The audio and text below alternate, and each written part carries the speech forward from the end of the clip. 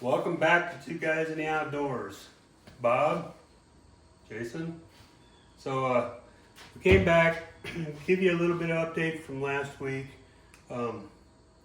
So right at the end, right after we got off air, we were checking my bow with the tiller string and realized that it was time to stop. Okay, because we came close. We forgot. We had identified this line right here from Jason's bow to be, hey, when you get to that line, we need at weight or close to weight that we need to String the bow. string the bow. Well, I forgot. Jason forgot.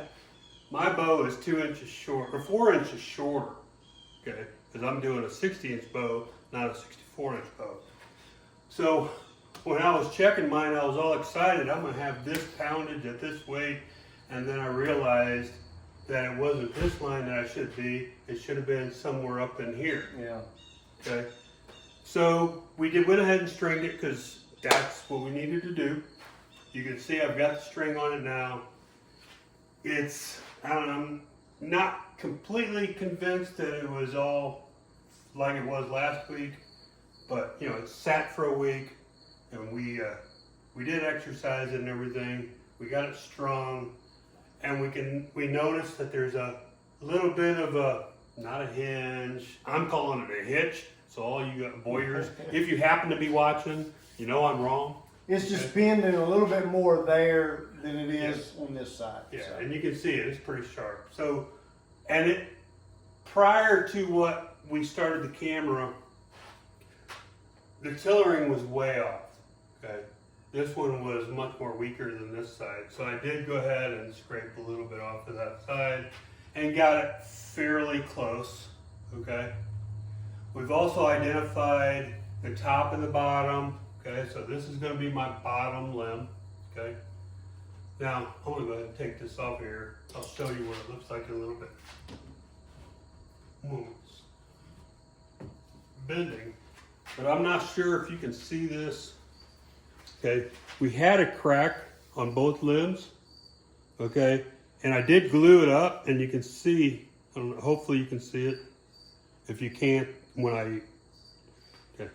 But you'll notice down here in this part of it, it's not glued, okay, and it looks like the glue that I had put on there got scraped away, and now the glue didn't penetrate all the way through. So that's my mistake. All part of learning, right? So I've got that on both sides. Well, and you were well into the bow making process when we noticed these long cracks. Okay, with a hickory bow.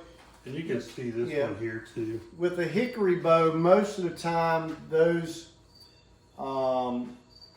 longitudinal cracks don't really bother you. Now, if a crack is going across the limb, then you got problems. It's going to break on you big time. But Bob has pulled this bow to his draw length, which is 26 inches. Yeah. At this point, and without any more work on it, I'm at about a 46, 47 pound bow. Okay. At 26 at my draw length. Yeah. Okay. So if we got out to 28, it's going to be up there closer to the 50 pound. So I didn't miss it by much. Okay. So Bob's got two options. Yeah. He's going to do a backing, which I'm going to do a rawhide back. Yeah, rawhide backing, you're not really going to gain any weight. It's just But going to give it's some gonna protection. give protection on this and maybe keep this better together. He's gonna glue his cracks. Yeah. And then we're gonna see how it is, right? Mm-hmm. And if he's not happy with the weight, then he has the option of shortening his bow an inch or so on each side to get his poundage up. Yeah, and there is a certain calculation. If you go out and look there through the internet, you can find that calculation. I actually did that with this bow that I worked on last year. Okay, just playing around with, took a 64-inch bow down to 62 inches, took it from low 40s up into the mid 50s by taking a certain amount off. So I'm a formula guy, so I did the formula and figured out how much I want off. But So- if I take about an inch off each side, it'll get me down to a 58-inch bow, which is originally what I wanted. Yeah. But I wanted to give myself some room. So we'll see what happens. Yeah, it's either way, you're gonna have a shootable bow for your first ever bow make. It may not be, I still got hope for it, but it may not be a deer hunting bow. Okay.